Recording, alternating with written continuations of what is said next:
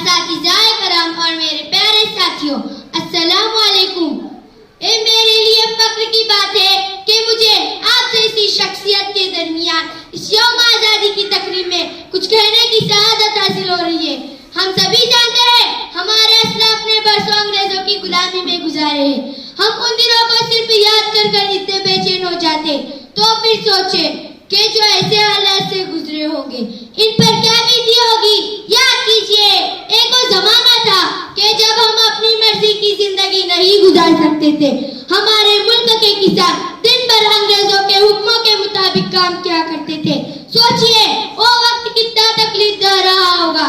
لگ بھگ 200 سال تک ہم غلامی کی زنجیر میں بندھے رہے۔ اس دوران بھی کئی بار آزادی کی کوششیں کی گئی، مگر افسوس کمزور منصوبہ بندی کے سبب ہم کامیاب نہیں ہو پائے۔ لگاتار شکست کا سامنا کرنا پڑا۔ چمن اپنا، وطن اپنا، زمین و آسماں اپنا۔ چمن اپنا، وطن اپنا، زمین و آسماں اپنا، جہاں میں سب سے پیارا ہے ہندوستان اپنا۔ کہتے ہیں نا کہ نا امیدی میں کبھی کبھی امید کی کرن ضرور نظر آتی ہے۔ سالوں تک خاموش رہنے کے بعد ملک کے کچھ لائق فرزندوں نے ناانصافی کے خلاف آواز بلند کرنی شروع کی۔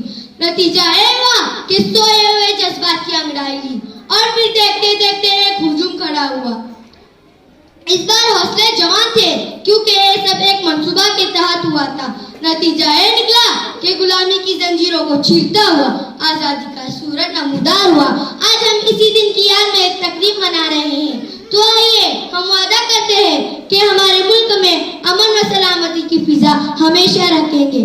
وفاداری وطن سے ہو یہی اسلام کہتا ہے، وفاداری وطن سے ہو یہی اسلام کہتا ہے۔ ہم اپنے دل کے ہر گوشے میں ہندوستان رکھتے ہیں، ہم اپنے دل کے ہر گوشے میں ہندوستان رکھتے ہیں۔ خدا حافظ۔